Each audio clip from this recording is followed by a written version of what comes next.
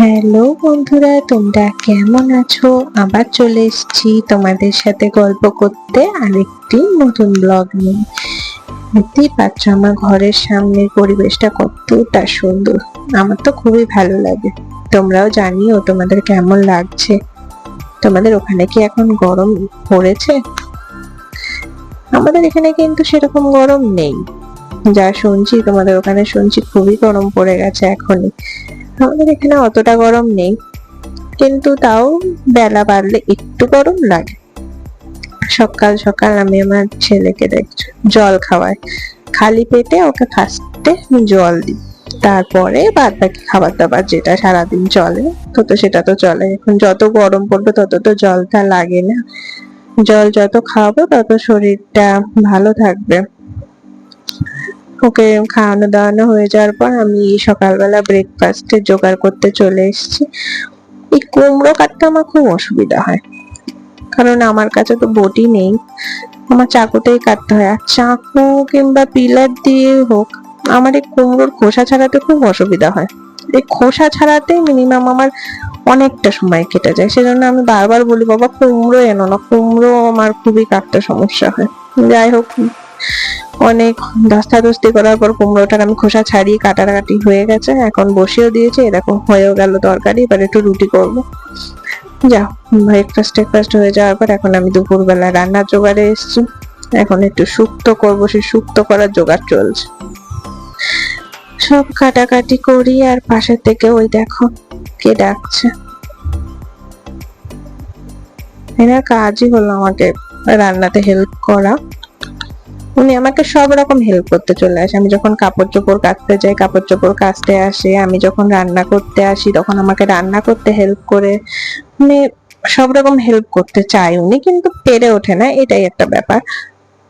এই দেখো, আমি খুন্তি নাড়ছি বলে ওনাকে এখন খুন্তি নাড়তে দিতে হবে। তত বড় খুন্তি তো আর দিতে পারি না, ছোট একটা চামচই দিয়েছি। দেখ কত আনন্দ বাবা। বা ভাবটা দেখো, মনে হয় আমার অর্ধেক রান্না উনিই সেরে দিয়েছে। যাক, সব রান্না বান্না সারার পরে, রান্না বান্না সারা হয়নি, এখন আমার হাজার রান্না বাকি রয়েছে। বাইরেটা আসলাম, দেখলাম কিরকম রোদ্দুর পড়েছে রে বাবা, ভালোই রোদ্দুর পড়েছে। আরে এই দেখো, আমার কাজ বাড়াতে এসেছে। উনি ভাবে উনি আমার কাজটা অনেকটা হেল্প করে দেয়, কিন্তু আদৌ তা না। উল্টে আমাকে আরো হাজারটা কাজ আমার তৈরি হয়ে যায়। বাহ, কত সুন্দর কত সুন্দর কত সুন্দর। বাবারে বাবা, জুতো গুছিয়ে দিয়েছে আমার আওয়াজকে, কত কাজ করে দিয়েছে বাবারে বাবা। ওই দেখো দুটো জুতো মাথার উপরে তুলে দিল রে, যা কত কাজ বাবা। সারাদিন এই মানুষটা তো কাজের ভেতরেই থাকে, কাজ ছাড়া এই মানুষটা কিছু বোঝেই না।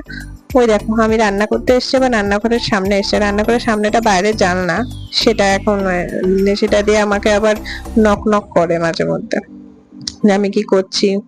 আর এই জানলাটা বারবার খোলা বন্ধ করলেও মাথায় যদি লেগে যায়, আমি এখানে এই ইয়েটা দিয়ে আটকে রেখে দিয়েছি।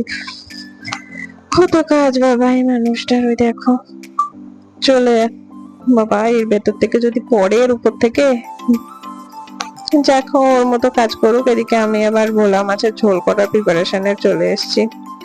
প্রথমে গরম তেলের মধ্যে সর্ষে তেল দিই, গরম তেলের ভেতর একটুখানি পেঁয়াজ কুচি, একটু টমেটো কুচি দেওয়ার পরে ধনে পাতা, কাঁচা লঙ্কা আর অল্প একটু সামান্য জল, এটা মিক্সিতে বেটে নিই। মিক্সিতে বেটে মিক্সচারটা ওই টমেটো আর পেঁয়াজের উপর ঢেলে দিই, ঢেলে একটুখানি কষিয়ে নিয়ে জল ঢেলে দিলে, তারপর জলটা একটু ফুটে গেলে মাছগুলো দিয়ে দিই। এই রেসিপিটা আমার মা শিখিয়েছে, একবার তোমরা রান্না করে দেখতে পারো, দারুণ লাগে। বিশেষ করে ভোলা মাছের ঝোলটাই করি এরকম ভাবে। অন্য মাছ কেমন লাগবে আমি ঠিক বলতে পারবো না, আমি তো করিনি কোনোদিন, আমি ভোলা মাছটাই করি এভাবে। তোমরা করে দেখতে পারো, খেতে কিন্তু খুব ভালো হয়। যাক, আমার রান্না বান্না এখন প্রায় শেষের দিকে, মাছের ঝোলটা হয়ে গেল। আগে শুক্তো করেছি, শুক্তোটা তোমাদের দেখানো হয়নি। যাই, এবার রাজ্যের আরো অনেক কাজ বাকি রয়েছে। একা মানুষ কি করব বলো, সারাদিন কাজ থাকে। তো তোমরাও জানিও তোমাদের ভিডিওটা কেমন লাগলো। ভালো লাগলে একটা লাইক করে দিও, আর আমার চ্যানেলটাকে সাবস্ক্রাইব করে দিও। দেখা হবে আরেকটা নতুন ভিডিওতে।